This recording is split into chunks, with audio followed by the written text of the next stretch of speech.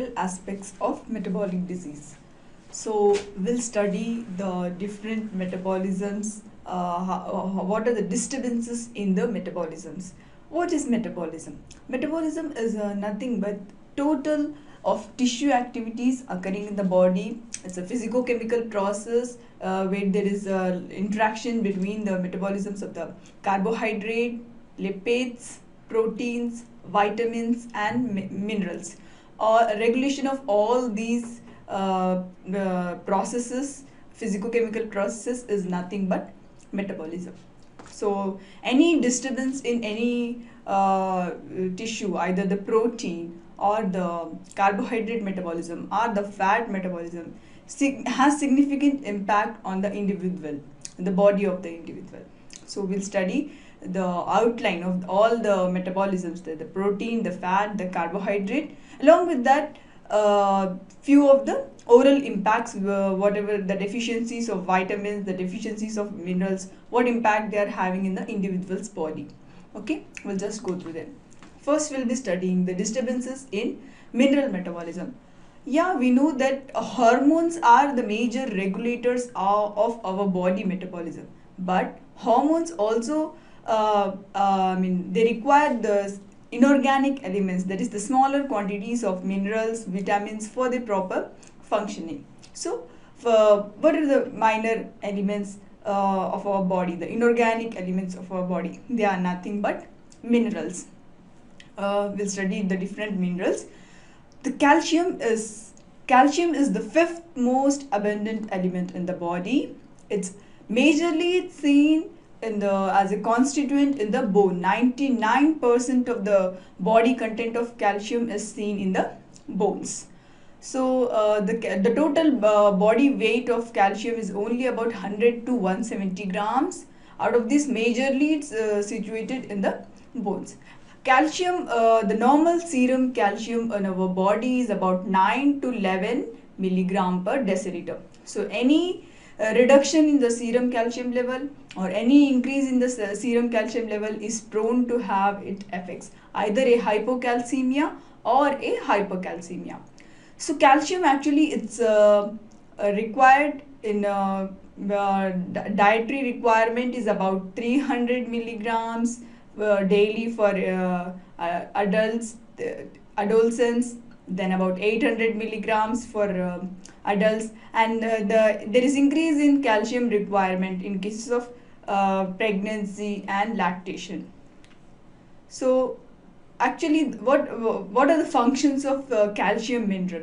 Calcium is, as I told you, it has a major role in the deposition in bones. So it is required for the formation of tooth, for the formation of bones, for the maintenance of membrane permeability, for the maintenance of structural integrity of the bones, and it has a neuromuscular action also. So it's very important for our body functioning. It's required for the muscle contraction and relaxation also. So deficiency in the calcium, that is the hypocalcemia. Hypocalcemia occurs when the serum calcium level is less than 8.5 milligram per deciliter. The clinical manifestations of hypocalcemia is nothing but tetany. Tetany is, we have already studied that tetany, it's characterized by severe neuromuscular impairment where the individual has spasms of the muscles, because calcium is required in the muscular contraction and relaxation. When it is deficient, you see the spasm of the related muscles. The muscles tend to become rigid. So that's about tetany. Hypercalcemia is occurring when the serum calcium level, it exceeds 11 milligram per deciliter. When do you see hypercalcemia? Hypercalcemia, or the increase in the serum calcium level, is seen in cases of hyperparathyroidism. We know parathyroid glands are just situated on the thyroid gland. There are two pairs of small glands. They regulate this, the parathormone. It regulates the serum calcium level in the body. So any hypersecretion of the parathyroid gland, any malignancy, or any cases of renal failure, they lead to decreased excretion of calcium in the urine and thereby deposition in the body, that's causing the hypercalcemia.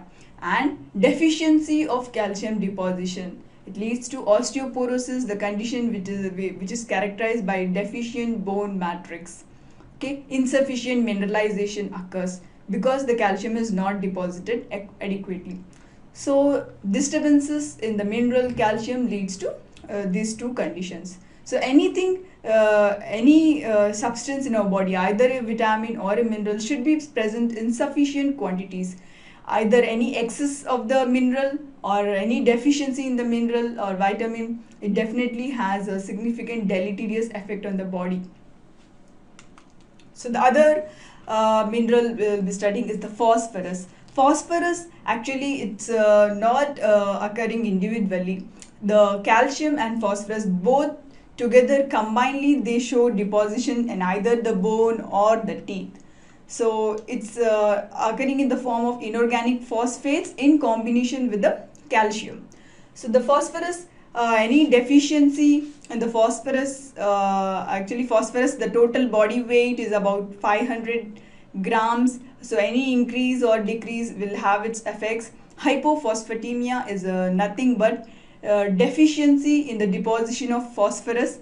It is seen in cases of when there is hypervitaminosis of vitamin D. So, okay, the vitamin D level is increased, there is increased deposition of calcium in the bone, there is decreased excretion of calcium. So that leads to this condition known as hypophosphatemia. Hypophosphatemia is characterized clinically by weakness, malaise, anorexia, bone pain, stiffness of the joints is seen, increased calcium excretion, and rickets and osteomalacias are the clinical disorders seen associated with hypophosphatemia. So here there is increased serum phosphorus level. The normal serum phosphorus level is just about 1 milligram per deciliter, 1 to 2 milligram per deciliter. So rickets, it's all actually both the calcium, the phosphorus, the vitamin D. These three work in unison to maintain the structural integrity of the bone. So any disorder affecting either of these, either the deficiency of calcium, deficiency of phosphorus, or the vitamin D deficiency, they both have a common clinical symptom. That's nothing but the rickets and the osteomalacia. So we'll be studying about the rickets in vitamin D deficiency. Osteomalacia is nothing but increased activation of osteoclasts that leads to resorption of the bone. This resorption of the bone, it's inevitably repaired by again new bone formation, which is again of very demineralized variety. It's ultimately just resorbed. Magnesium. Magnesium is other trace element. It is the fourth most abundant element in the body. And the total, if we take a body weight of an individual is about 70 kgs, he'll have about 25 milligram of magnesium in the body. So it is required in very trace amount, but still it has a effect on the body when either it is deficient or it is excess. Hypermagnesemia, actually it's a very rare condition. Hypermagnesemia never occurs because whenever the excess minerals are being deposited in the body, we have a renal tubular system just to excrete whatever excess is being deposited. So hypermagnesemia is a rare condition. When the individual is on antacid tablets containing magnesium antacid tablets, if consumed in very high doses, then there are chances of deposition of magnesium in the body, and it's the clinical symptoms include the depression in neuromuscular system and the vascular system, leading to development of a confused state, that is nothing but a coma. Treatment for hypermagnesemia includes just withdrawal of the antacid tablets. And hypomagnesemia, that is nothing but deficiency of magnesium, also has deleterious effects. What are the functions of magnesium? Actually, magnesium deficiency, magnesium actually functions in maintenance of neuromuscular systems, the vascular systems. Any deficiency also lead to changes in teeth, liver, kidneys, and when we see the oral cavity specifically, deficiency of magnesium leads to hypoplasia of the incisor tooth, It has been observed experimentally. That is nothing but enamel hypoplasia. So tetany is a condition which is characterized by deficiency of both the calcium level and also the magnesium level, because magnesium is also associated with severe neuromuscular impairment.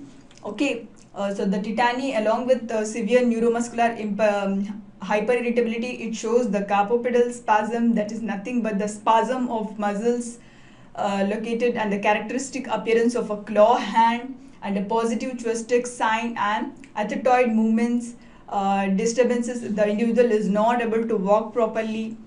So that are the disturbances commonly seen in cases of hypomagnesemia. Treatment for hypomagnesemia is the intramuscular injection of magnesium sulfate. Basically, deficiency states are associated with defects in the neuromuscular system. So the individual is in a confused state, he is suffering from coma and depressed neuromuscular actions of whole body. So the other disturbance is the pathologic calcification. As we know, calcification is nothing but deposition of some osteoid material. Pathologic calcification is the abnormal deposition of calcium together with the smaller amounts of iron, magnesium and other salts. So this dystrophic calcification is of three types, that is the pathologic calcification. It is of three types, that is the dystrophic calcification, metastatic calcification and calcinosis. What is dystrophic calcification? Dystrophic calcification is the deposition of calcified tissue or the osteoid tissue in degenerated tissue. That is, the tissue is a damaged one, it's a degenerated one, and in such tissues, whenever the osteoid is deposited, that is known by the term that is dystrophic calcification. The author Boyle, he reported a pulpal calcification which is occurring in the coronal portions of pulp. It is a form of dystrophic calcification. The dystrophic calcification, again, it's of two forms. One is a nodular deposition of the calcium. The other is the deposition of calcium in a concentric manner. That is nothing but there is a central nidus around which the calcium is deposited. So this is with the dystrophic calcification. Metastatic calcification is nothing but the deposition of calcium which occurs only when there is increase in serum calcium level. Yeah, dystrophic calcification, it is not related to the abnormal serum calcium levels or high serum calcium levels. So the dystrophic calcification just occurs because of some nidus occurring, and there is the inflamed tissue, degenerated tissue is there, and the osteoid is deposited. Whereas metastatic calcification, it occurs because there is increase in serum calcium level, blood serum calcium level is elevated, and in that way calcium is just deposited in the osteoid tissue, in the living tissues. Okay. Calcinosis is nothing but deposition of osteoid tissue or calcium just under the skin surface. It is of again two types, calcinosis circumscripta, that is nothing but a circumscribed lesion of osteoid tissue or a deposition of calcium. Calcinosis universalis is nothing but the deposition of calcium under skin surface, which is just generalized and is seen throughout the body. So that's about the pathologic calcification. Sodium is another mineral of the body. It is vital because it's essential for maintaining the osmotic equilibrium of the body, maintaining the acid-base balance of the body, and even to maintain the neuromuscular contraction and the transmission of ions. Any decrease in the sodium, there is the hyponatremia or hypernatremia, both have its effect on the body. Whenever the sodium is depleted from the body, or when there is low sodium calcium intake, automatically the body detects it, and just the decreased excretion of sodium takes place. So our body has that mechanism to just reabsorb the sodium and to decrease the excretion, thereby just making the sodium available to our body. Despite that, in few cases such as in chronic vomitings, dehydration, in such cases there is excessive fluid loss from the body, and in such cases you get to see the clinical condition, that is the hyponatremia, and that is associated with clinical symptoms of gradual weakness, excess fatigue, lassitude, apathy, anorexia, and a sense of exhaustion. Even the neuromuscular excitation is depressed. There is depression of nerve conduction also. As a result, muscle cramps, peripheral vascular clamps may be seen. So that is just compensated by increasing the dietary sodium calcium. The normal requirement of sodium calcium is only about 0.5 milligram per day. That's it, 0.5 milligram per day, and it's available to our diet, and the salt whichever we are taking. And the cases of hyponatremia are also seen in cases where there is the individual is using diuretics. He is under diuretics, and that leads to excess urine, and the sodium which is essential for our body is just getting depleted because of usage of the diuretics, or some kidney disorders or renal failure disorders. So anyways, both the hyponatremia and hypernatremia present a similar clinical symptoms of generalized weakness, malaise, muscle cramps, and eventually nausea and peripheral vascular collapse. Potassium.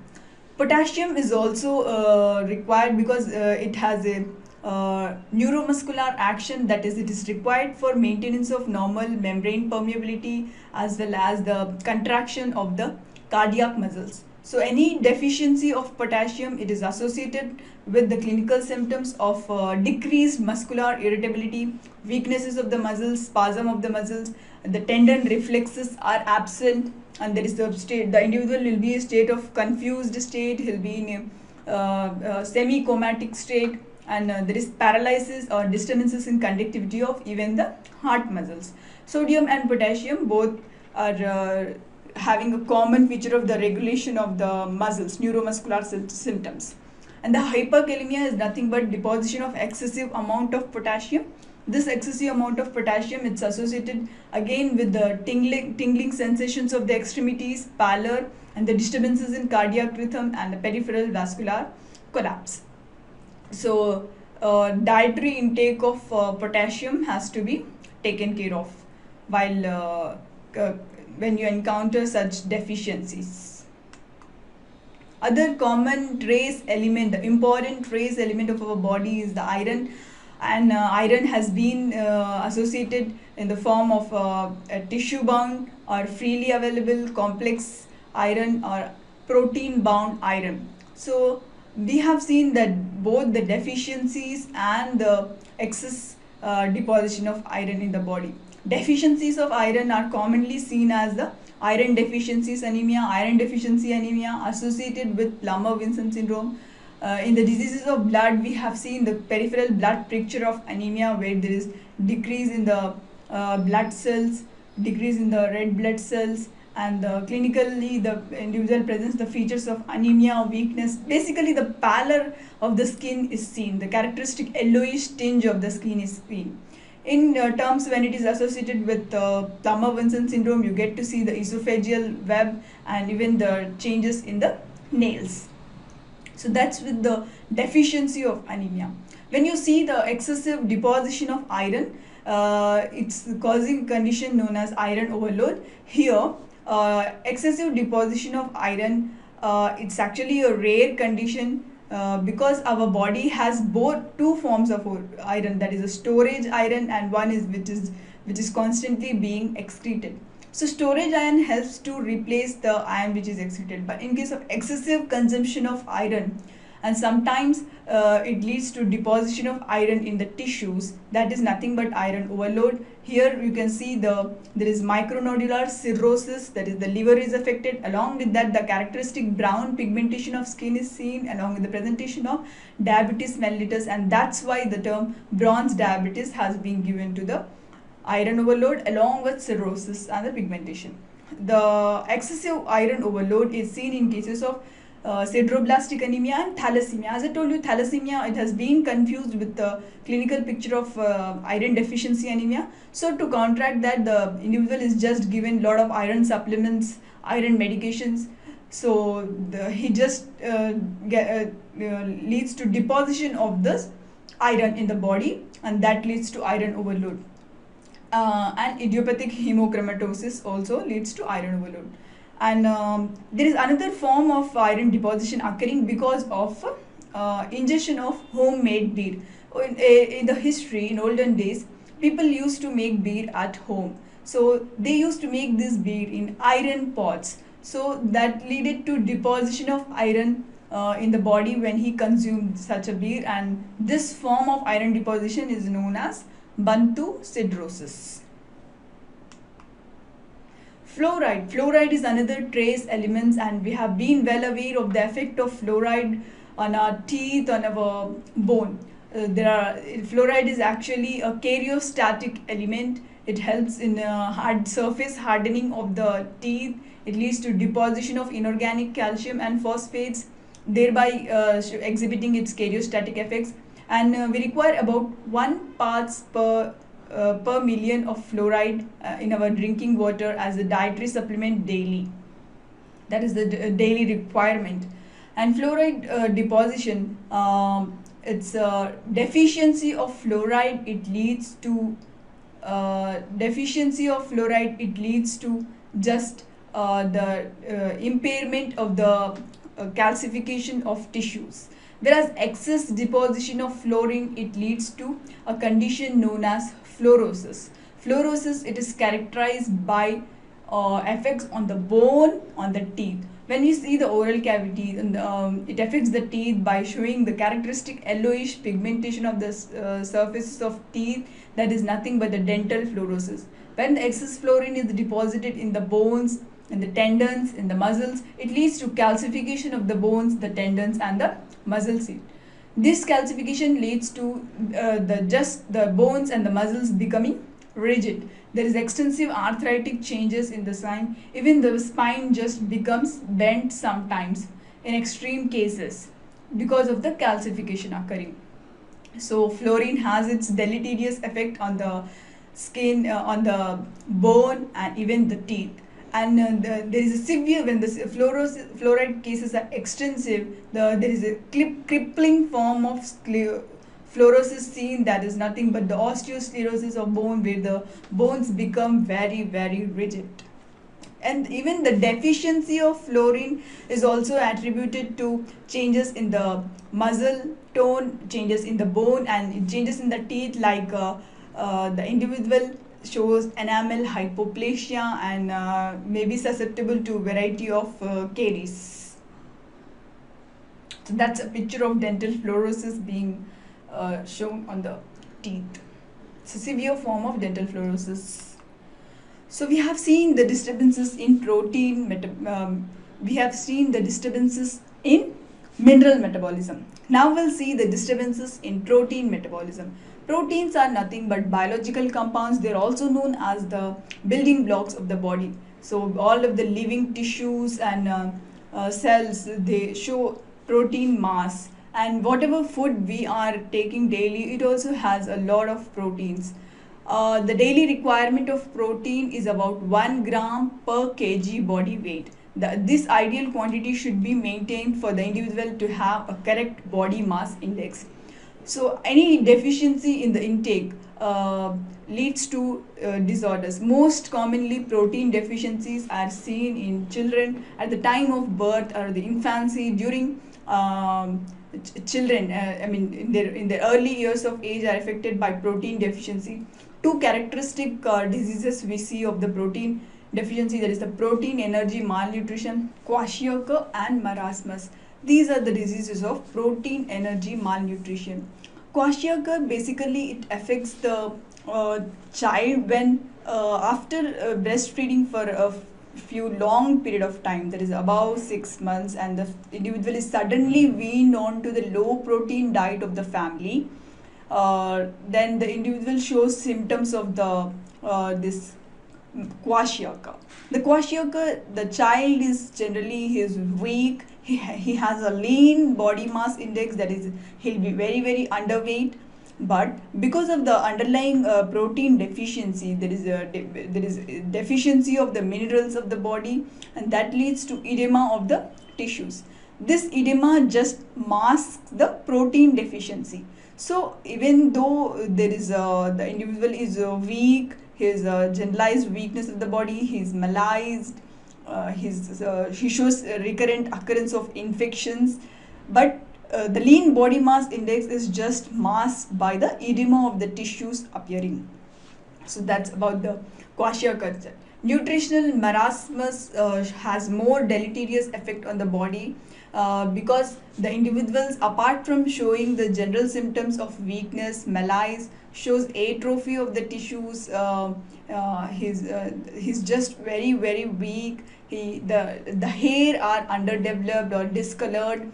The hairs are very sparse. The skin is very dry and scaly, and the individual is weak. The individual is very thin with a lean body mass index. So that are the symptoms of protein energy malnutrition. So to counteract this, you have to just include adequate protein energy diet. The individual should be given a high protein diet, and there should be a gradual weaning of the tissues. Whenever after breastfeeding you are putting the child or infant on a diet of a family diet or a rice oriented diet, you have to just take care that the weaning is gradual and over few months and not sudden, and inclusion of cereals, inclusion of proteins of any form like the soya, the meat has to be given to the child. So in cases of protein energy malnutrition, you get to see few of the characteristic oral symptoms. That is the appearance of a glossitis of the tongue. That is, the tongue is very smooth because there is loss of papillae, and you get to see there is flaking of the lips. Angular chelosis, angular cheilitis is seen. The lips are fissured excessively, and there is pigmentation of the skin, that is the circumoral pigmentation. The epithelium, as I told you, atrophy is occurring here. The epithelium just gets readily detached from the underlying tissues. So that's the clinical presentation of a child with protein energy malnutrition. Just a look at the child will give you a diagnosis of this condition.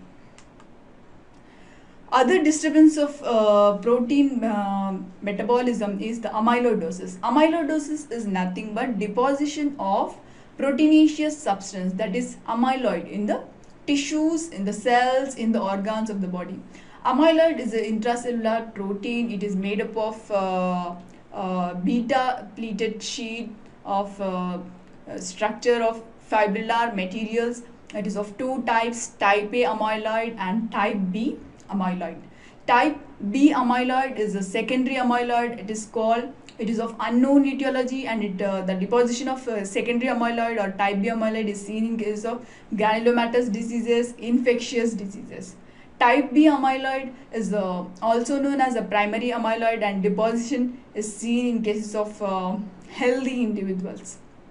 Okay, you can see the clinical picture of the person affected with the amyloid deposition. Characteristic brown or pinkish appearance of the skin is seen because of the deposition of amyloid on the skin surface. Amyloid is actually a light pink color substance, intracellular substance. When seen under the light microscopy, it appears as a light pink substance. It is best demonstrated by Congo red staining of the tissues. So basically, this amyloidosis or the deposition of amyloid is seen in the kidneys, heart, gastrointestinal tract, liver and spleen. When coming to the oral cavity, especially, the amyloid appears as a nodular mass, and it's more commonly seen on the tongue, the lateral border of the tongue.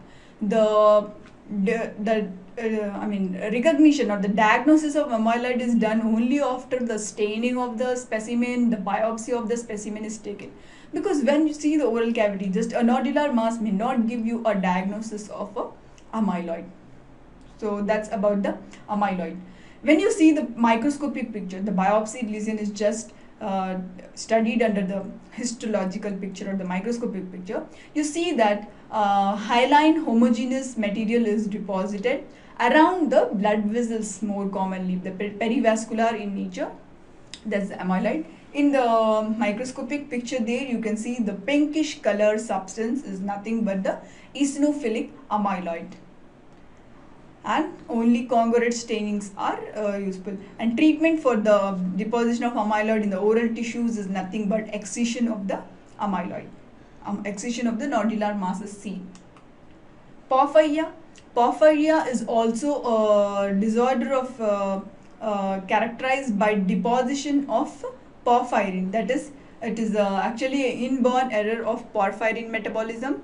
Porphyria, it is also a form of protein. There are two types of porphyria. There is a erythropoietic porphyria and the hepatopoietic porphyria.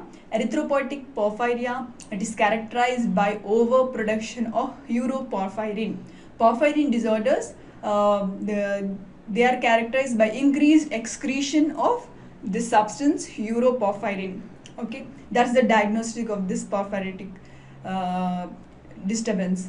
So erythropoietic porphyria, it is characterized by early photosensitivity along with appearance of splenomegaly and excessive abnormal porphyrin formation in the erythrocyte. Whereas hepatic porphyria, it is not characterized by overproduction of uroporphyrin. So the porphyrin, that's about the porphyrin. Now we'll see the lysosomal storage disorders. Lysosomal storage disorders are nothing but the deposition of intracellular material, that is the intracellular accumulation of either the sphingomyelin or the mucopolysaccharides or the metabolites of carbohydrate metabolism. If they get deposited in between the cells, in the tissues, they constitute this lysosomal storage disorders. That is the undigested or the metabolites of macromolecules are deposited intralysosomally. Lysosomal storage disorders include the sphingolipidosis, characterized by deposition of sphingomyelin substance, glycoproteinosis, characterized by deposition of glycoproteins, mucolipidosis, characterized by deposition of mucopolysaccharides, okay, and the mucopolysaccharidosis also.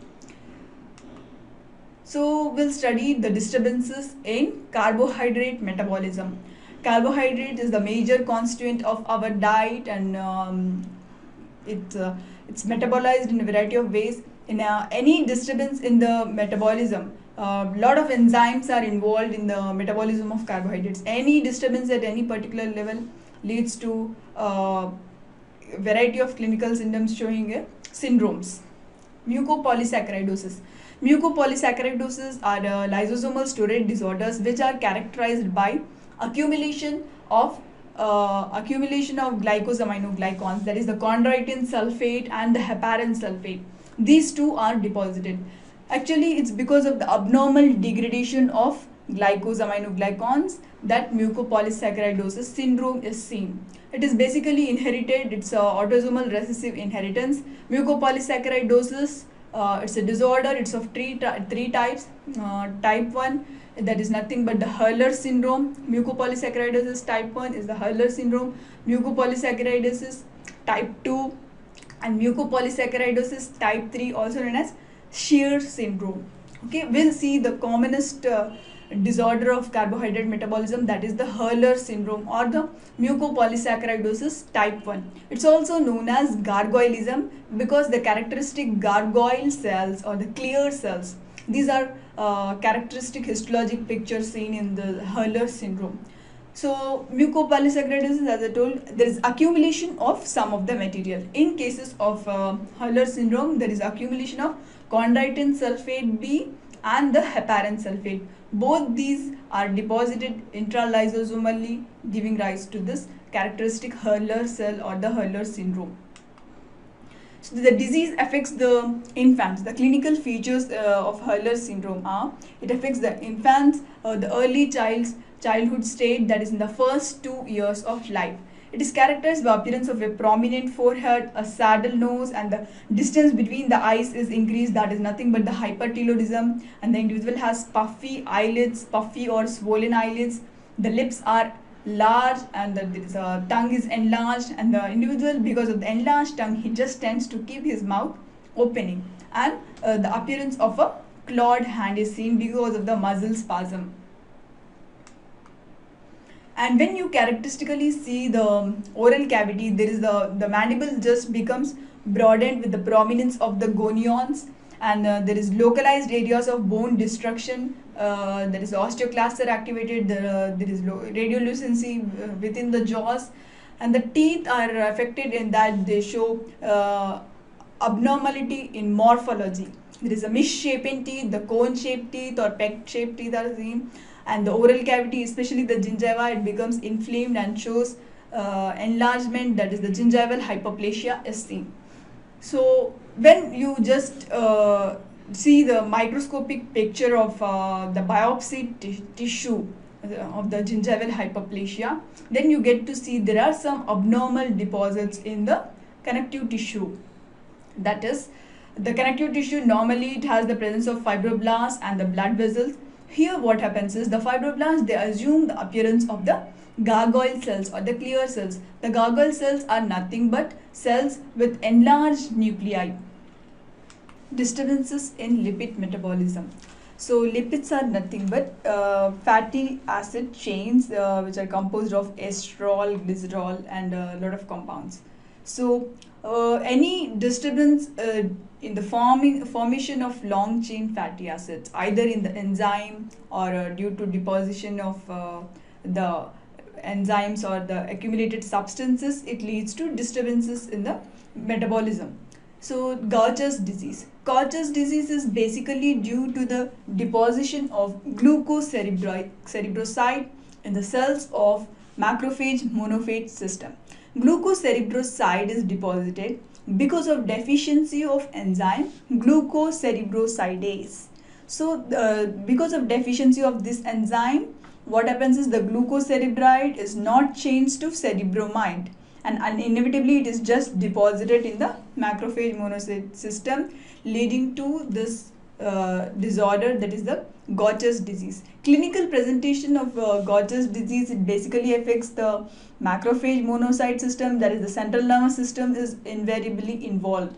So there are three presentations of Gaucher's disease, that is the type 1 form. Type 1 form, it's also known as a acute or a non-neuronopathic form. It basically affects the childhood, and the children, they show characteristics splenomegaly, pancytopenia, that is reduction in cells, red blood cells, WBC, and even the platelets. And along with that, this type 1 or non-neuronopathic form, it has been more commonly seen in Jews, okay, Jews community. Type 2 or infantile or acute neuronopathic form. Neuronopathic form, it is more severe in the clinical presentation, and the children typically they show death of the infant because of rapid involvement of the neuromuscular system. There is a neurovisceral system. It results in the death. Type 3 is also known as juvenile or Norbottonian or Norbottonian form. Characteristically, it shows the presentation of central nervous system involvement. So that's the clinical presentation. Clinical presentation is one of the involvement of central nervous system. The individual has weakness, malaise, and involvement of central nervous system is just showed by occurring confusion, coma, and even there is depression in the muscles. So when we see the bone marrow, okay, histologic picture, when we see there is numerous appearance of the large foamy cells. These are nothing but the normal cells of the macrophage monophage system, which just become large and they become slightly granular, and the nuclei, it just become pycnotic and very small round nuclei. That's nothing but the Gaucher cell. The Gaucher cells are the characteristic histopathologic pictures of the Gaucher's disease. The Gaucher cell is actually a pale eosinophilic cell. It is about 20 microns in diameter. It shows a crumpled silk cytoplasm and very fine granular cells. And the treatment for this disease is not acceptable because the infantile form or the acute non-neuronopathic form, it is and even the neuronopathic form, these both, they affect the childhood, and invariably the death of the infant occurs. Whereas the adult form or the Norbottonian form, if you administer the glucocerebrosidase enzyme, the individual shows considerable improvement in his condition. That is enzyme replacement therapy. There is deficiency of glucocerebrosidase enzyme. If it is replaced, yeah, then you'll definitely have a considerable improvement in the symptoms. So that's the histologic picture. It's showing the Gaucher cell. If you see a cell, the nuclei is very small and pycnotic, and it is just moved to one side, and the empty or foamy cell is seen. Niemann-Pick disease. Niemann-Pick disease is another disease or a disorder of lipid metabolism, which is characterized by accumulation of sphingomyelin. Sphingomyelin, it leads to this disease, which is an autosomal recessive inheritance disease. So what happens is, in these cells you get to see the characteristic deposition of cells, that is the Niemann-Pick cells. Niemann-Pick cells are nothing but clear round cells, foamy cells again, which are just extremely enlarged. They appear to be swollen, and vacuolated cells. That is nothing but the histologic picture of Niemann-Pick cells. When we see the clinical presentation, the Niemann-Pick disease, again it is of three types. Type A, it is an acute infantile form. Type B is the chronic non-neurological form. Type C is a genetically and metabolically distinct disease occurring due to the defect in the chromosome.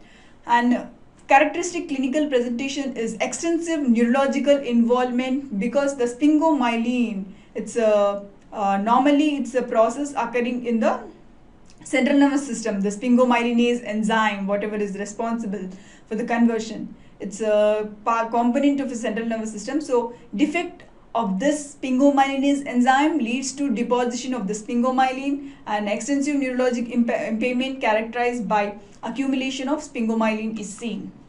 Histologically, as I told you, the normal cells only, they become enlarged, they become foamy, and those are nothing but the vacuolated cells called the Niemann-Pick cells. Treatment, again here there is deficiency of sphingomyelinase enzyme, so enzyme replacement therapy has to be carried out, and it shows considerable improvement. The clinical manifestations are seen that the child may not be able to speak, there is inability to walk, all show considerable improvement on whenever the enzyme is replaced. And now we'll see we have seen the disturbances in carbohydrate metabolism, protein metabolism, lipid metabolism. What are vitamins? Vitamins are basically the organic elements of the body which are not produced by the body, they are just taken from the outside, and they are required in many minor quantities. Basically they act as a cofactor for the enzyme which are involved in the metabolism of all the other tissues or proteins or carbohydrates. So they are invariably required, they are essential for the growth of our body. So there are many vitamins like the fat soluble vitamins, the B complex vitamins, and the water soluble vitamins. So we'll see the deficiencies of any vitamin, what effect it has in the oral cavity or the general systemic symptoms. Okay, so the vitamin A. Vitamin A basically it is also the function of vitamin A is to maintain the epithelial integrity of the tissues. So whenever vitamin A is deficient, this characteristic is lost, and there is hyperplasia of the tissues, there is a metaplasia of the tissues, the characteristic epithelial integrity of the cells is lost. So the deficiency of vitamin A presents the clinical symptoms of night blindness, xerophthalmia, keratomalacia, and as I told you, characteristic changes are seen in the epithelium. There is the epithelial metaplasia is seen, hyperkeratotic changes in the epithelium is seen, the epithelium of skin, lungs, lungs, bronchi, trachea, all just show metaplasia. This keratinizing metaplasia, it may also involve the kidney, pelvis, conjunctiva, cornea, and salivary gland. So the deficiency of vitamin has the following symptoms. Even the excess of vitamin A is dangerous to our body, because what happens is whenever the vitamin A is excess, there is a increase in production of epithelium. The basal cells are just continuing to proliferate and give rise to the epithelium, and the changes we can see are the dryness of skin, extreme dryness of the skin, the lips, even the oral mucosa shows extreme dryness, and there is a gradual loss of hair and the skin characteristically because of this hypervitaminosis of A, it shows the erythema, follicular keratosis, and the appearance of the erythema and appearance of pigmentation circumoral and just diffuse pigmentation of the skin is seen. And when you see the radiographic picture in cases of hypervitaminosis A, you can see there is the fragmentation of distal tubular epiphysis. The epiphysis, it shows fragmentation because of increased vitamin A. There is thickening of the periosteum. You know that bone is the periosteum is the outer layer, outer covering of the bone. The endosteum is the inner component of the bone. The periosteal layer is thickened and increased vitamin A serum levels are seen. Vitamin A, okay, also known as retinol. So characteristic effects on deficiency is more dangerous. That's about the vitamin A. Now we'll see the vitamin D. Vitamin D deficiency, it also has the characteristic symptoms. As I told you, vitamin D, also known as anti-rachitic vitamin, it's nothing but 1,25-dihydroxycholecalciferol. 1,25-dihydroxycholecalciferol is a vitamin D. Whenever we talk about vitamin D, there exists a specific association between the vitamin D, the calcium, the phosphorus axis. So these three together they give rise to the clinical symptoms of either the deficiencies or the excess. So whenever the vitamin D is deficient, it gives rise to a condition known as rickets. And there is difference between the vitamin D deficient rickets and the adult rickets. So in children, what happens is initially the deficiency, the vitamin D deficiency, it manifests as a cessation of the epiphyseal disc. The epiphysis of long bones is there. So there is the growth or the calcification of the epiphyseal disc is stopped. But the cartilage cells, whatever are present, they are not deprived of nutrition. They just keeps growing, and though the osteoid is deposited, it's not mineralized properly because already the calcification of epiphyseal disc is stopped in vitamin D deficiency. So even though the matrix is laid down, it is not mineralized. That leads to the weakening of the bones. The bones become extremely weakened, and that contributes to the bowing of the leg seen. So the oral cavity, it shows abnormalities in the dentin and the enamel, and there is delayed eruption of permanent teeth. Even the primary teeth, they show delayed shedding of deciduous teeth, and the teeth are malaligned in the jaws. They may be widely spaced, or they may be misshapen. So we can see the clinical picture over there. The radiological picture, it's showing the characteristic bowing of the legs, and even the hand of the child affected by vitamin D deficiency is showing the characteristic clawing of the hand. Characteristically, at that place only the epiphysis shows cessation, though the bones cells are just growing, but the matrix is growing, but there is no osteoid deposition. The basic defect is that, and there is increased radiolucency seen in the bones.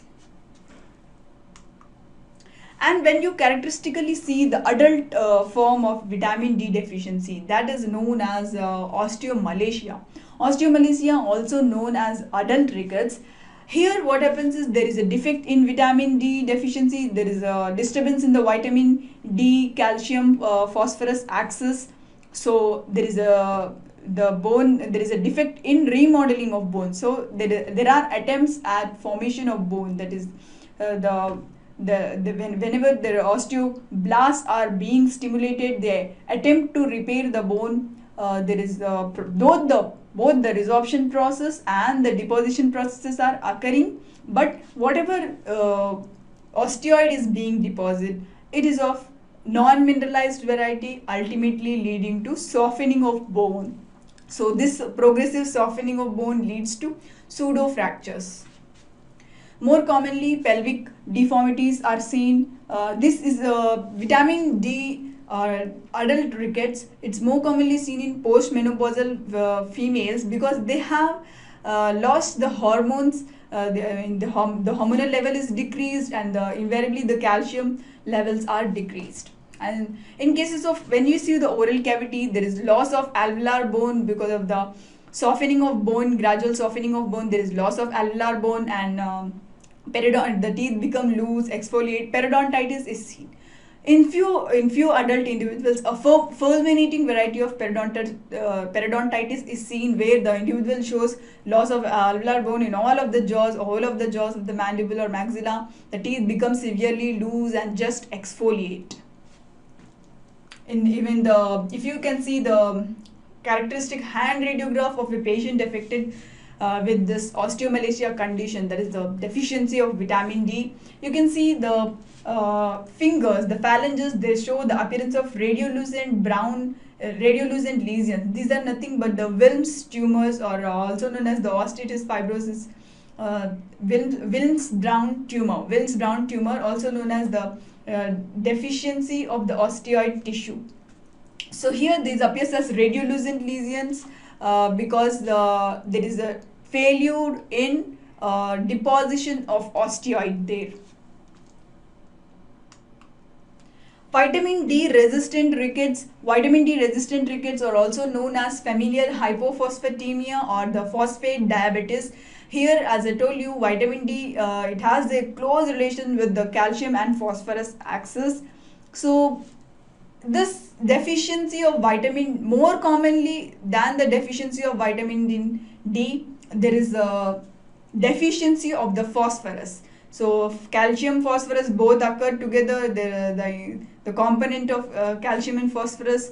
So invariably that phosphorus is lower, there is non-mineralization of the bone matrix. Basically it is inherited as X-linked dominant trait, and characteristic features which, as we see in rickets, that is the shortening of stature of the individual, the bowing of the legs, the occurrence of fractures, the occurrence of osteomalacia, the radiolucent lesions may be seen in the jaws, and more commonly these radiolucent lesions may resemble the central gain cell granuloma. The ground glass appearance of bone is seen, and when we see the oral cavity, especially when we see the radiographs of oral cavity, you get to see that the pulp horns are extremely elongated, there is abnormal cementum, the lamina dura is absent, and the teeth show hypoplasia, some form of hypoplasia. And the histologic picture, it shows the formation of globular hypocalcified dentin. When you see the histologic picture, as I told you, the cartilage matrix is being deposited. Between these cartilage matrices, the osteoblast cells, that is the hypertrophied osteoblast cells, they deposit the osteoid. But in case of the vitamin D resistant rickets, the tongues of cartilage bones are seen. The hypertrophic cells are present, the osteoblasts are present, but they do not deposit the osteoid. So histologic picture is one of tongues of cartilage with osteoblasts seen here and there. So that's giving the histologic picture of formation of a globular hypocalcified dentin and a wide pre-dentin zone. That's about the vitamin D deficiency. Now we'll see vitamin E. Vitamin E, it's also known as the anti-sterility vitamin. Okay, vitamin E also alpha tocopherol, as it is called, the common component. Deficiency of vitamin E, it leads to decreased fertility in males and even in females. It shows the presentation of multisystemic disorders. That is, both the muscles show weakness, there is the muscular dystrophy, the muscles become dystrophic or atrophic or weak, and the involvement of central nervous system, it shows characteristic encephalomalacia. There is a disruption of the vascular system, there is the blood vessels become weak, the blood vessels show disruption, and there is hemolytic anemia seen here. So vitamin E deficiency has to be contracted by taking adequate foods rich in vitamin E, mostly the cod liver oil. It's very useful to contract this deficiency of vitamin E. More commonly, this vitamin E deficiency affects the male, and they should decrease fertility. Vitamin K is commonly known as a coagulation vitamin because the blood factor in the clotting process, vitamin K helps in the formation of a clot. So any deficiency of vitamin K leads to increased bleeding time or prolonged bleeding episodes. So even the deficiency of vitamin K in the oral cavity, it is manifested as extreme or profuse gingival bleeding or bleeding seen even after a minor trauma, that is after brushing, and spontaneous gingival hemorrhages occurs. So to counteract that, you just have to increase the intake of vitamin K foods, K-rich foods, mostly the green leafy vegetables. Vitamin C. Vitamin C, vitamin A, vitamin A, E, these are the antioxidant vitamins. Vitamin C, basically it's required for the oxidation, to maintain the oxidation reduction potential in our body. Okay, vitamin C is an antioxidant vitamin. Vitamin C, as we all know, it has a characteristic effect on the formation of bone and teeth. Any deficiency of vitamin C leads to disease of which affects the oral cavity, that is nothing but the scurvy. When it affects the gingiva, it is known as the scorbutic gingivitis. Here the gingiva, the interdental and the marginal gingiva, it is just swollen, bright red, and it is extremely inflamed, showing the characteristic smooth, shiny appearance. Once the gingiva becomes enlarged, it becomes boggy and edematous. Ultimately, it just ulcerates.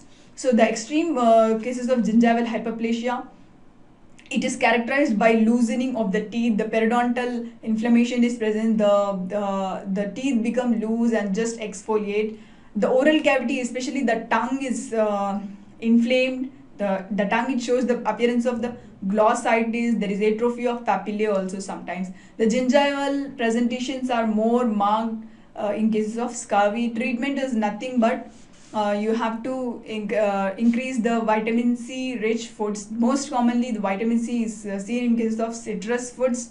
So lemons, oranges, they have to be increased in our diet. Histologically, what we get to see, the tremor field zone, it is nothing but a white predentin zone is seen, which shows the deposition of or the calcification of osteoid tissue here.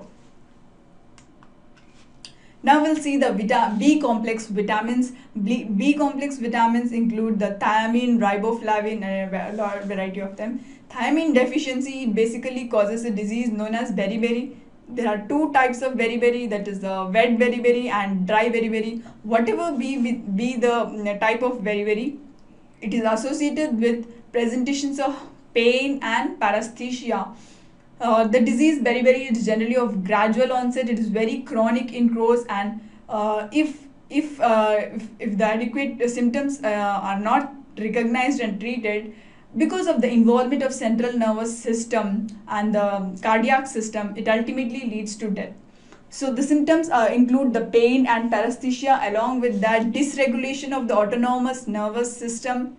The cardiac failure is present. There is high cardiac output. The just heart gets enlarged. This cardiomegaly is seen. There is edema of the limbs, and along with that, peripheral neuritis. That is, the nerves become inflamed and they are very painful, and there is loss of sensation and paresthesia is seen. Riboflavin.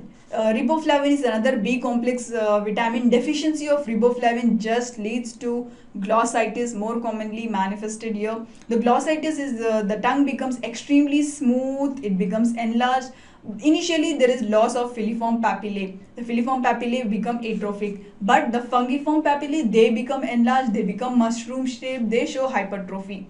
And when you see the oral cavity, the lips initially they appear pale in color. Then once there is fissuring of corners of the mouth, angular chelosis, there is fissuring of lips seen, the extreme dryness. Because of extreme dryness, flakes of scales come off the lip. Ultimately, the paleness, the lips become crusted, and because of secondary infection, severe pain is seen in case of the fissures. The fissures not just remain to the lips, they extend even to the oral mucosa and towards the cheek, showing extreme dryness and exposure to bacterial infections because of the extensive scaling. So the Alanese, they exhibits greasy, they become dry, scaly, and they exhibit dermatitis.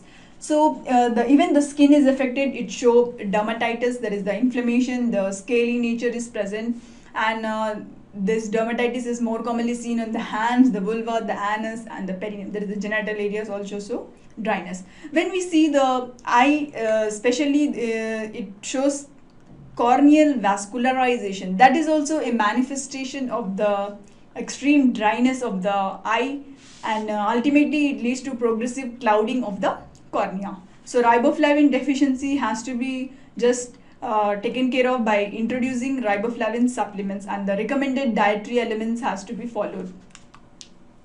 Niacin is another B complex vitamin, also known as nicotinamide. The deficiency of niacin, it leads to pellagra. Though the vitamins, they are required in very minute quantities, because our body is not able to produce it, we are dependent on foods for these vitamins. Any deficiency, any inadequate intake of the diet leads to development of these symptoms. So the niacin deficiency causes the pellagra. The pellagra has characteristic manifestations on the skin, the oral mucosa. The oral mucosa, especially the tongue and the buccal mucosa, are affected here. Initially, the prodromal stage shows loss of appetite, general weakness, lassitude, malaise, and the mental confusion. Acute stages, the oral mucosa becomes extremely red, fiery red, painful. The salivation is profuse. The epithelium, it shows atrophy. The epithelium just gets detached from the connective tissue, and that is it desquamates. The tongue becomes enlarged, shows glossitis, and there is tenderness, pain, ulceration of the gingiva. Along with that, the characteristic cutaneous lesions are appearance of erythematous patches, that is bilaterally symmetrical, roughened keratotic areas are on the skin, and on exposure of these areas, the keratotic areas, to the sunlight, the keratosis becomes even more extensive, and characteristic appearances seen around the neck. The keratotic changes are seen around the neck. So on exposure to light, they just manifest severe clinical symptoms, that is being given the term as a Casal's necklace.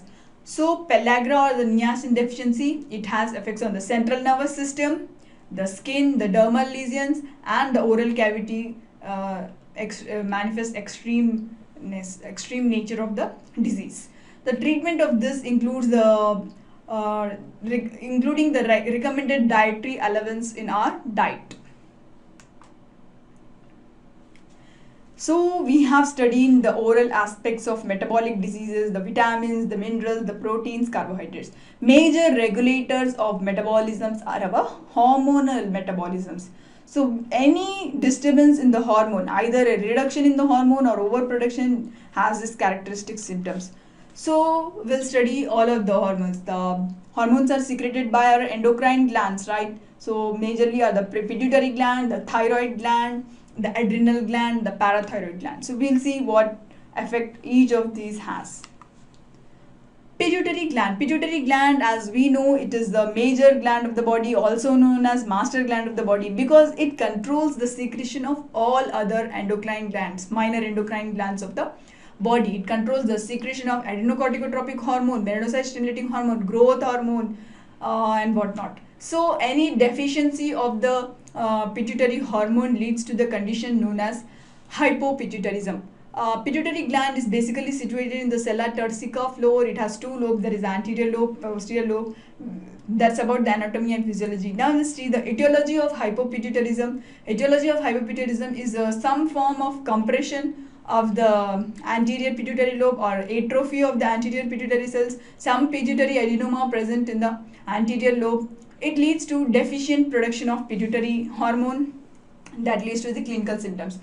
So initially the symptoms as we can see in the clinical picture, there is a reduction in pallor, there is a reduction in paleness of the skin. So the skin appears extremely pallor. Then as I told you, pituitary gland is the master gland, so it controls the other gland, it controls the thyroid gland. So when there is reduction in pituitary hormone, the thyroid gland also shows reduction, that is hypopituitarism is present, and follicle stimulating hormone is reduced, there is the failure of lactation, and adrenocorticotropic hormone is reduced, symptoms of adrenal insufficiency are seen, and then luteinizing hormone is reduced, then ovarian infertility is increased, and pituitary infarction cases occur in case of hypopituitarism. And when characteristically we see the oral cavity, the shedding time of teeth is delayed. That is, the primary teeth shedding is delayed, the permanent teeth eruption is delayed, the clinical crowns, whatever are appearing in the oral cavity, they appear to be extremely small. Though the size of teeth are of normal color, the clinical crowns are very small. The dental arch is of normal size, and the roots of the teeth appear to be very short, and eruption rate is also delayed. And the eruption is not complete. The teeth, though of normal size, they may not erupt completely into the oral cavity, giving the appearance that the clinical crowns are smaller. This is about the hyperpituitarism in children. Hyperpituitarism in adults occur, and that is nothing but the Simon's disease. If it is due to infarction of the pituitary gland, there is some necrosis of the anterior lobe of the pituitary gland, it is known as the Simon's disease. So that's those were the symptoms of reduction in pituitary gland. Hyperpituitarism, that is nothing but increase in secretion of pituitary hormones, or the pituitary hormone has an effect. It occurs because of etiology is increase in number of granules in the acidophilic cells. So any increase in number of granules of acidophilic cell, it leads to hypersecretion of the pituitary hormones, and invariably it has effects, general effects on almost all of the body. We'll see specifically the effects on the growth hormone. So whenever in cases of hyperpituitarism, the growth hormone levels are elevated, leading to occurrence of clinical symptoms of gigantism and acromegaly. If the hyperpituitarism occurs before the fusion of epiphyses of children has occurred, that leads to gigantism. We'll see the clinical features of both gigantism and acromegalism. So if you see the pituitary gland, it controls all the other other hormones. So here it's controlling the growth hormone, hyperpituitarism. So the growth of muscles, the growth of bones, the growth of organs. Okay. So in gigantism, as we already discussed, the gigantism occurs when there is when before the fusion of epiphyses, the hyperpituitarism occurs. So the features of gigantism include the average height of the person is increased. It's about above 8 feet. So long bones will be present, and the individual becomes fatigued easily, muscle, joint pains will be present. The excessive sweating is seen. Because of enlarged nose, the face appears to be broad, and the mandible, it becomes wide with a prognathic appearance of the mandible, and the skin, it becomes extremely thick and shiny. And the frontal bossing, there is the prominence of frontal bone is seen. And because of the prognathic mandible, obviously class 3 malocclusion will be present with extreme widening or spaces between the teeth. And when we see the radiograph, we see that the cementum of the roots is also increased. That is, the hypercementosis is seen. Because the gigantism is a clinical manifestation of increase in the growth hormone, the generalized body or the generalized body skeleton, somatic growth is increased, the bony growth is seen. So, and if the fusion or if the hyperpituitarism occurs after the fusion of epiphyses, then that leads to the clinical symptoms of acromegaly.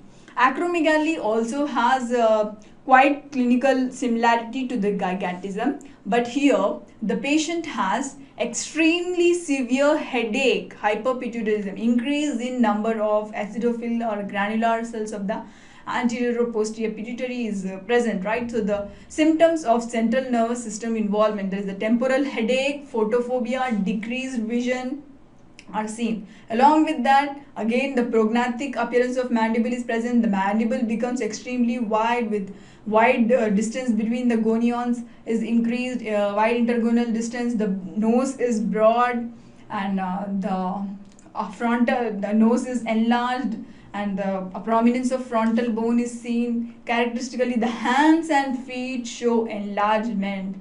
When compared to the trunk, the hands and feet are extremely enlarged in the individual. And when we see the oral cavity, again the appearance of smaller teeth in the jaws, there is the prognathic appearance, wide spacing between the teeth, that is interdental spacing is seen. The teeth may be misshapen, and impacted teeth or may be seen. Okay, impacted teeth are also seen in cases of hyperparathyroidism. So that's about the features of gigantism and acromegaly, both symptom of hyperpituitarism. Now we'll see the other hormone. There is the thyroid hormone secreted by the thyroid gland. Thyroid gland is situated in the middle of the neck. Is just having two lobes which are connected by the isthmus. And within this thyroid gland, you get to see two small pairs of glands. Those are the parathyroid glands. So these thyroid glands normally they secrete thyroid hormone. So any increase or decrease in the thyroid hormone levels leads to the conditions of hypothyroidism and hyperthyroidism.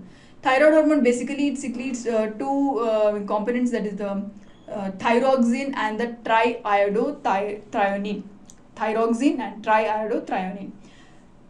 Then we'll see the symptoms of hypothyroidism. Hypothyroidism is nothing but a decrease in the secretion of thyroid hormone. This leads to clinical symptoms which are different in children and adults. In juvenile myxedema occurs more commonly. The features of cretinism are seen in cases of hyperthyroid children, whereas adults generalized myxedema occurs.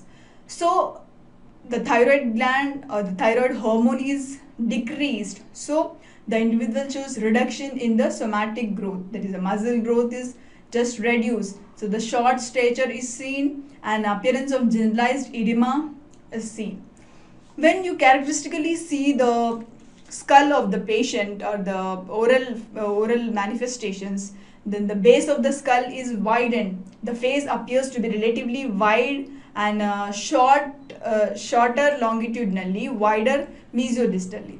So the face appears to be relatively wide than in length, wider than in length, and the mandible is underdeveloped, whereas the maxilla characteristically shows the overdevelopment. And mixed edema is nothing but deposition of fluid. There is a generalized edema of body is seen. When you see the oral cavity, malocclusion is seen, enlarged, the tongue becomes extremely enlarged, and the hair is very, very fine and brittle, very, very sparse. The fingernails are brittle and the sweat glands are atrophied. There is a decrease in sweating, and the lips, nose, tongue, eyelids, suborbital tissues, periorbital tissues, all are swollen and edematous, giving the name the mixed edematous lesion, that is adult mixed edema case. In case of cretinism or the cretinic child, as I told you, the generalized body growth is just retarded. Hypersecretion of thyroid gland hormone leads to a condition known as hyperthyroidism. It's basically it is of two types. One is the hyperthyroid hormone increase due to the presence of exophthalmic goiter, that is severe enlargement of the thyroid gland seen in the neck. Then the toxic adenoma, that is associated with adenoma of the thyroid gland. There is some neoplasm occurring in the thyroid gland. The characteristic association of thyroid enlargement with eye sign, that is the exophthalmos, is seen. So the clinical symptoms include the appearance of muscle wasting, that is the muscular system is affected, so the spasms of muscles are seen, the thyroid gland is enlarged, there is increased sweating, there is loss of weight, increased heart rate is seen, then the individual has tremors and appearance of exophthalmic eye, there is enlarged eye, and fine sparse hair as seen in hypothyroid is seen in cases of hyperthyroidism condition. So how to contract or how to diagnose the hyperthyroid or hypothyroid cases? Thyroid test is carried out to see the levels of thyroxine, thyroid T2, T3 and thyroid stimulating hormone. 3 levels are thyroid function test is carried out just to see the normal levels and the levels present in the body and characteristic clinical manifestations. So you correlate them, and accordingly, whichever, if the deficient thyroid hormone is present, you have to just substitute with the hormone replacement therapy. Parathyroidism, as I told you, parathyroid glands are situated on the thyroid gland, two pairs of small thyroid gland, parathyroid glands. They regulate the calcitonin hormone, they regulate the calcium metabolism in the body basically. Any secretion or decrease leads to its effects. Primary hyperparathyroidism. Primary hyperparathyroidism is due to increase in secretion of parathyroid hormones. This occurs either due to an adenoma or due to an increase in secretion of parathormone due to some neoplasm occurring there in the parathyroid glands or the thyroid glands. It's also known as osteitis fibrosa cystica. So this hyperparathyroidism is more common in women, and clinically it presents as a disturbance in osteoid deposition. So more cases of fractures are seen, and there is bone pain, associated bone pain, and the joints appear to be stiff, swollen, and arthritis is seen, and the bones are just radiolucent, so generalized osteoporosis is seen. Eventually, whenever there is a resorption of bone, attempts at bone formation occur, but whatever bone is formed is of very demineralized variety, and ultimately it leads to pseudocyst formation in the bone. It's a characteristic feature of hyperparathyroidism. And when you see the oral cavity, specifically the teeth are malformed, there is delay in eruption of teeth, delay in exfoliation of deciduous teeth, delay in eruption of primary teeth is seen, and radiologic features. Initially, the radiolucent lesion may be seen. Generalized radiolucency is seen, that giving rise to the term ground glass appearance of the bone. And at later stages, when there are attempts at bone formation and again the formed bone is resorbed, oval or round radiolucent areas are seen, which are appearing to be lobulated. If you can see the radiological picture, the arrow points to the radiolucent lesion appearing within the medulla of bone.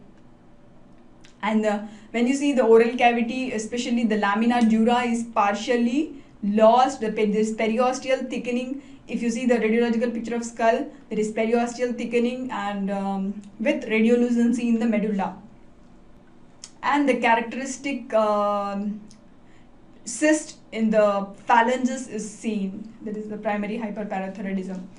And diagnosis of this condition is done by laboratory tests which just show the appearance of hypercalcemia, elevated serum parathormone levels, and the hypophosphatemia. Treatment includes because the parathyroid adenoma is responsible for the development of this hyperparathyroidism, excision of the tumor or adenoma leads to just normalcy. Hypoparathyroidism. Hypoparathyroidism is nothing but reduction in secretion of parathormone. This etiology is the surgical removal of parathyroid glands. During some cases of adenoma of thyroid gland or any neoplasm of the thyroid gland is just excised. Along with that, the parathyroid glands are also just lost. So in such cases, the individual develops the features of hypoparathyroidism, and sometimes the parathyroid glands will be congenitally absent.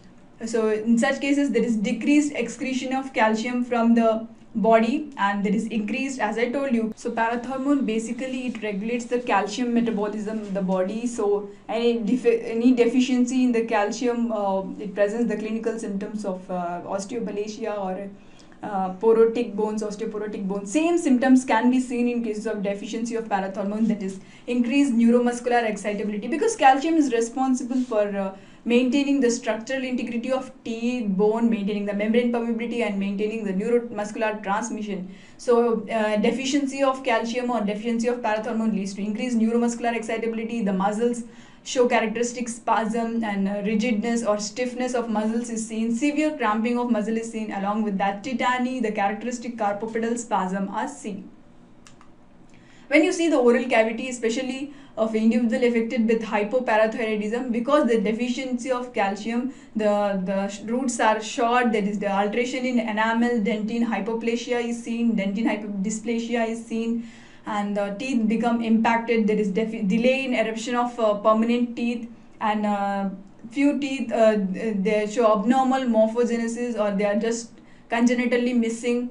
partial anodontia is seen. Pseudo hypoparathyroidism, it's not because of actual surgical removal of parathormone, but the parathyroid glands may be present, but there is deficiency of the parathormone secretion, either due to some form of inability to absorb the calcium.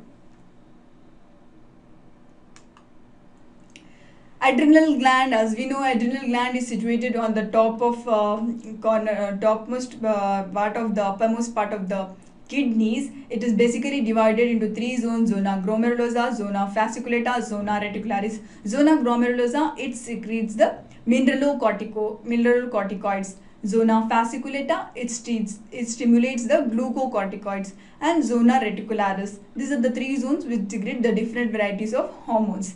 So any deficiency or insufficiency of adrenal gland hormone leads to the disease. Acute adrenal insufficiency, it's very rare. Actually, it's associated with a syndrome called the Waterson-Friderichsen syndrome. It's not seen that commonly. Whereas the chronic insufficiency of adrenal corticoid hormone leads to this condition known as the Addison's disease. Actually, Addison's disease occurs because of autoimmune destruction of the adrenal gland. The individual manifests the symptoms of mineralocorticoid deficiency, that is the adrenal hormone deficiency. The individual basically becomes very tired even on physical exertion. Little physical exertion also, the individual just becomes tired. And when you see the characteristic facial expression, if you can see the clinical picture there, the clinical picture of the person, it's of a very aged person, fixation of the skin to the underlying subcutaneous tissues. The individual appears extremely weak, malaised, and postural dizziness, that is when he suddenly gets up from the bed, he feels dizziness. That's nothing but the postural dizziness. And muscular weakness is seen. Nausea, vomiting, anemia are more common, and generalized weakness of the individual is apparent. The individual actually gets an aged look, and characteristic association of pigmentation is seen in cases of Addison's disease. So the clinical picture which we are saying, the individual is showing resolution of symptoms after the treatment with corticosteroid therapy. Initially, she has a very aged look with a fixation of connective tissue, loss of subcutaneous tissue. Then on subsequent corticosteroid therapy, when the mineralocorticoids are administered, she shows significant improvement in the symptoms. And when you see the laboratory test, you see elevated serum potassium levels. This is the characteristic pigmentation seen in oral cavity, in the gingiva, and on the skin folds.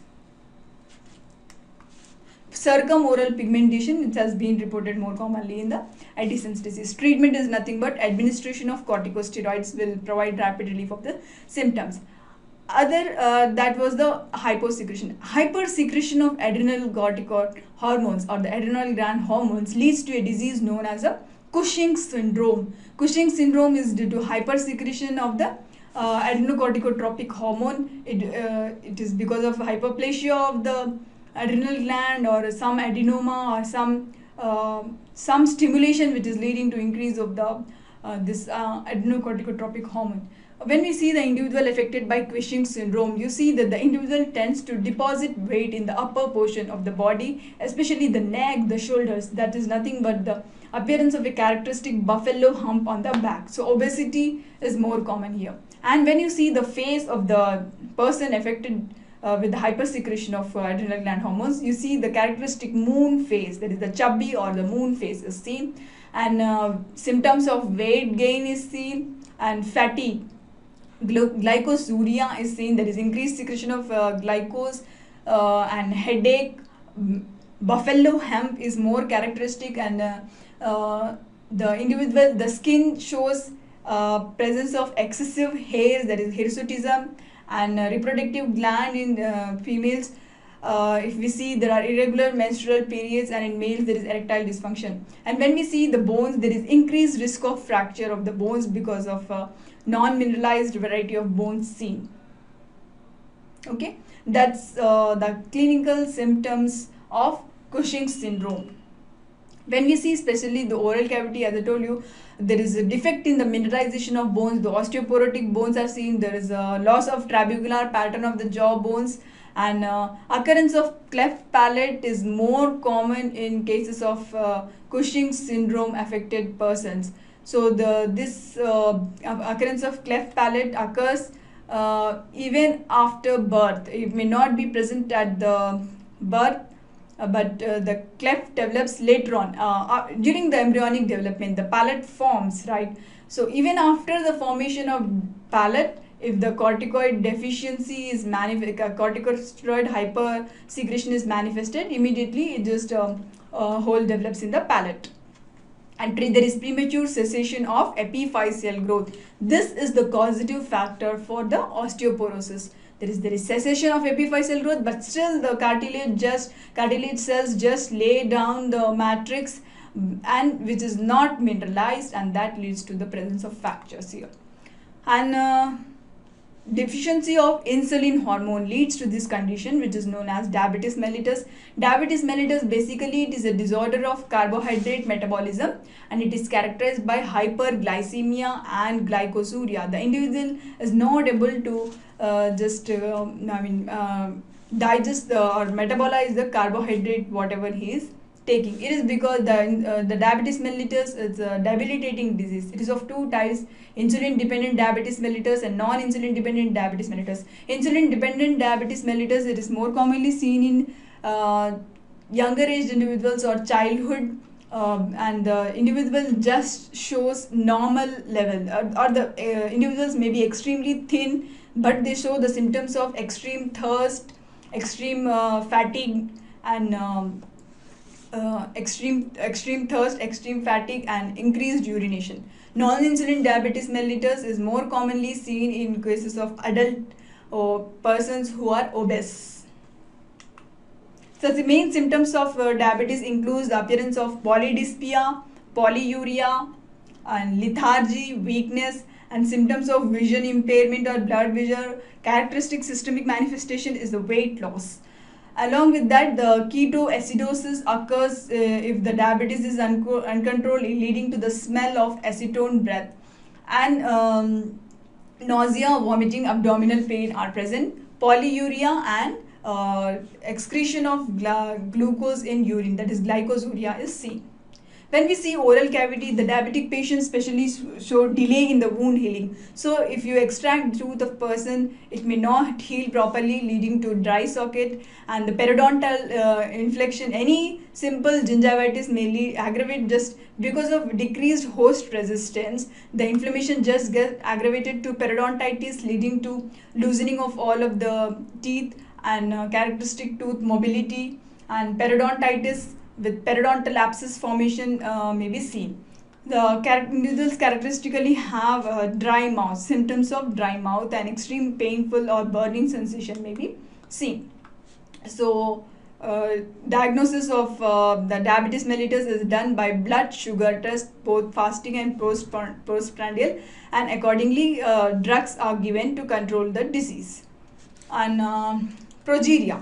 Progeria, it's also known as Hutchinson-Gilford syndrome. Basically, it's a disorder of unknown etiology. Here, it is chromosomal abnormalities is more common. Here, the individual, the infant, after birth, at birth he may be normal, but he manifests the symptoms within few years after birth. The individual basically dwarf, he has a short stature, and he becomes aged prematurely. So the child, he shows the signs of aging within the few years, the starting aging of life. He shows alopecia, characteristic alopecia, loss of hair, and the skin becomes atrophic, wrinkled, weak, dry.